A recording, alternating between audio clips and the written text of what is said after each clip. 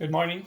Saturday, October the 12th, 2024. Ted Williams, Teddy Ballgame, Hall of Fame, superb hitter. I've been going over his stats beginning with 1939, and I'm on 1947 right now. He played 4 years from 1939 to 1942 before he went into the military. 1943, 44, and 45, serves his country for 3 years. Comes back 1946, plays a full season. This video, 1947. How is he doing so far in his career? He has 5 seasons in the books, and all 5 are spectacular. From what I looked at, I've looked at every box score from 1939 through the 1946 season. 5 years. I've looked at every box score. This guy, Ted Williams, is incredible. What do I mean? Well, he has 5 consecutive seasons over 100 runs scored. He has 5 seasons, 176 or more hits.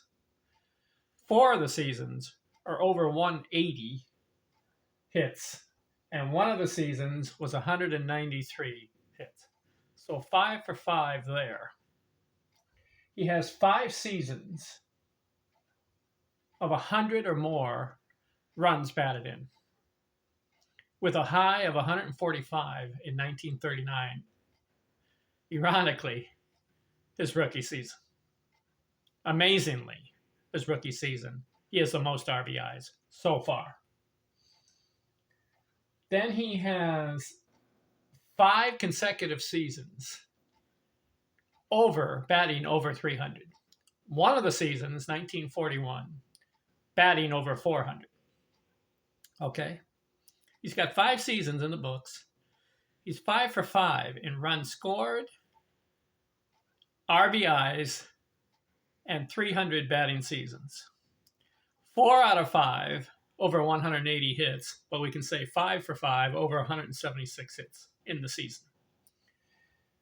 Add to that, he has 5 seasons in a row over 300 total bases, with a high of 344. Again, amazingly, his rookie season, he has the most total bases.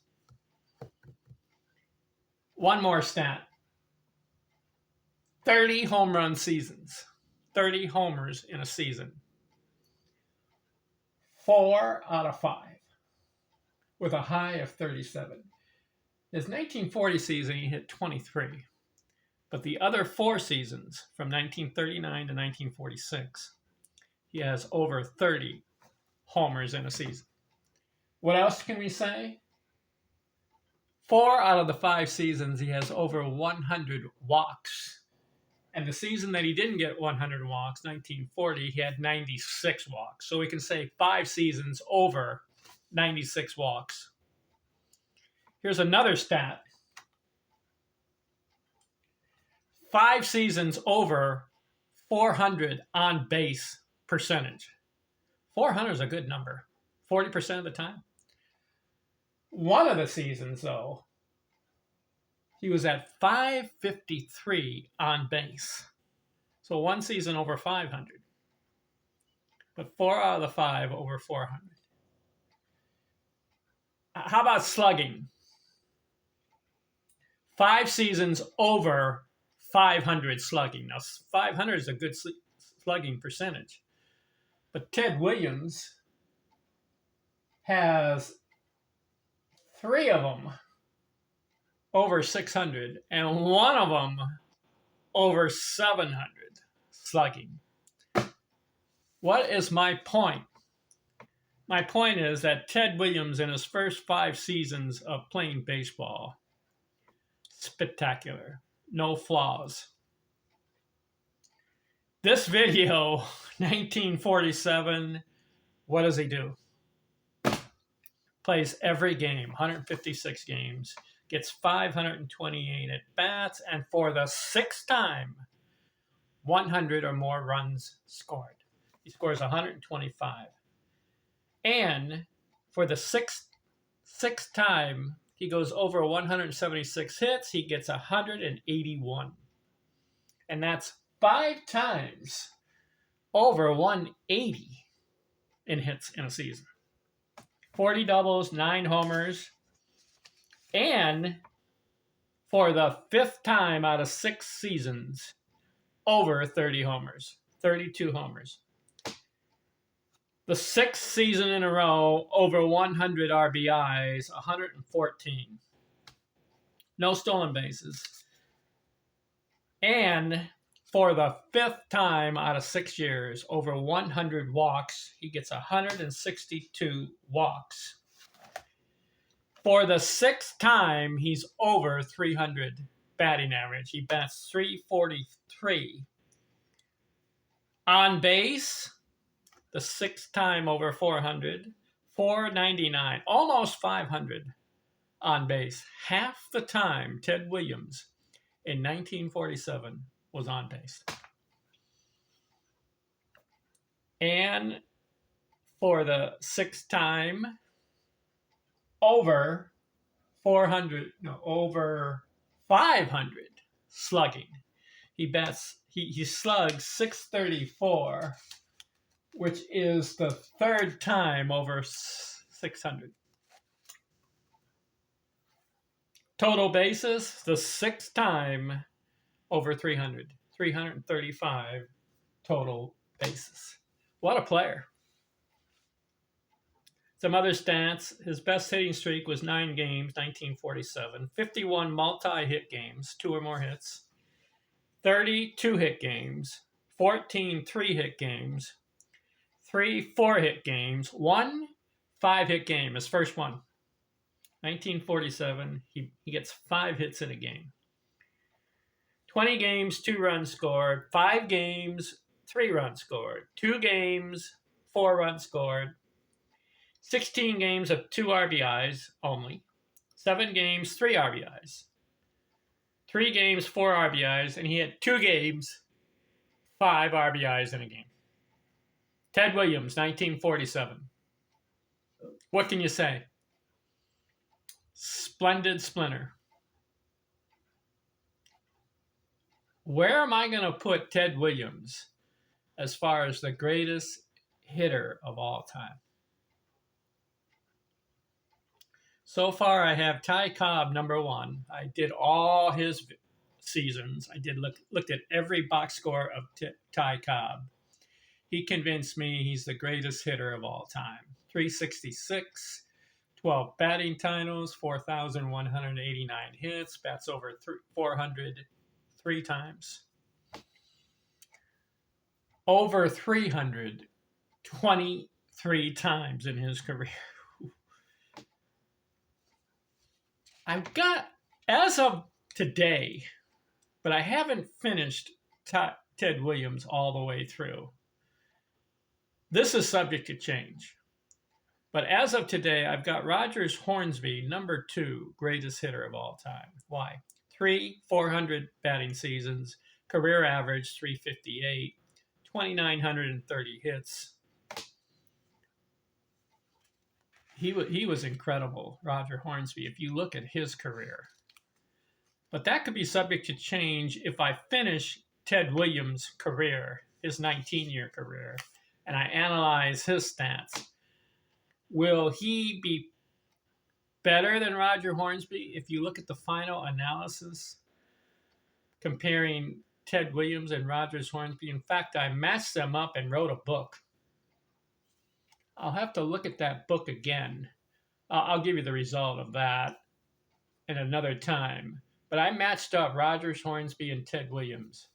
Who wins the matchup if they played the same number of games and you look at the percentage of what they did per game played? How many hits did they average per game played? How many RBIs? How many runs scored? home runs, RBIs. Look at all that. Batting average, total bases, slugging, on base, walks, fewest strikeouts. I'll get into that. I think after I'm done with all these seasons, I'm going to rank Ted Williams. Will he be number 2 or will he be number 3 or 4? I've also looked at Tris Speaker's career, 3,500 hits, 345 career batting average. He didn't hit as many home runs, didn't have as many RBIs, not as high slugging or the on base. Tris Speaker could be in the top 5. Also, I looked at Stan Musial. He's got 3,600 hits, 331 career batting average. He hit more of the home runs, had more of the runs scored, more RBIs, but was he a better hitter than Rogers Hornsby or Ted Williams? I don't know on that. I'll compare all these guys. I'll match them up. I'll do a what if scenario, and I'll say, what if they both played the same number of games? Who came out better? Was it Ted Williams, Stan Musial, Tris Speaker, Roger Hornsby? I already know that Ty Cobb, as far as hitting, came out better than Ted Williams. But as far as greatest baseball player of all time,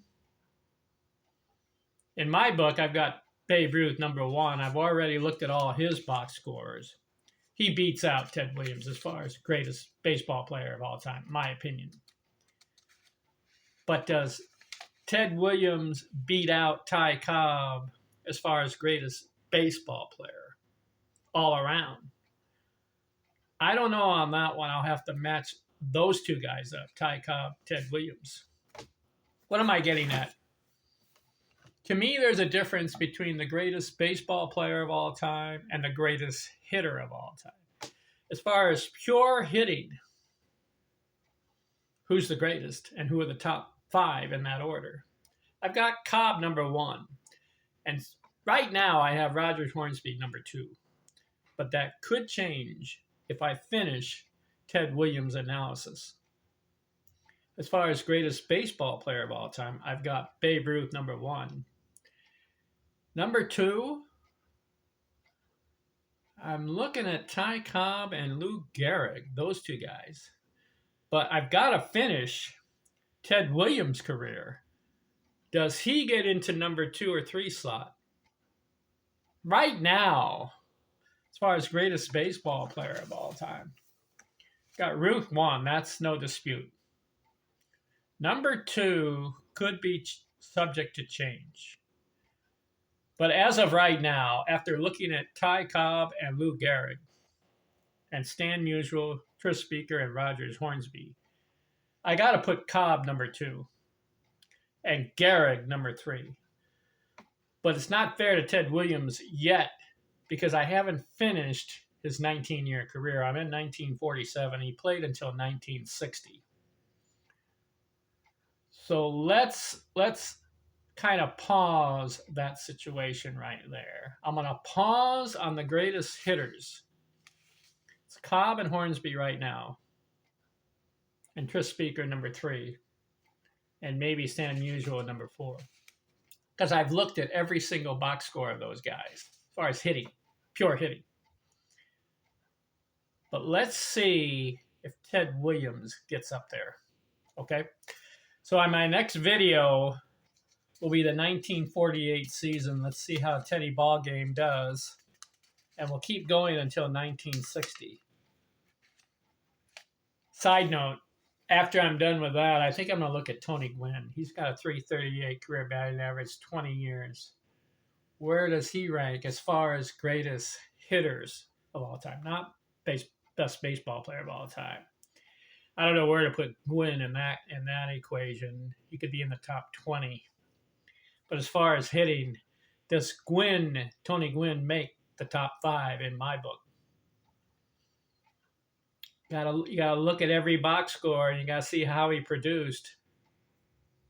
Okay, I could go on and on and on. 1948 is next. We'll talk to you later. 1948 for Ted Williams. I'm out.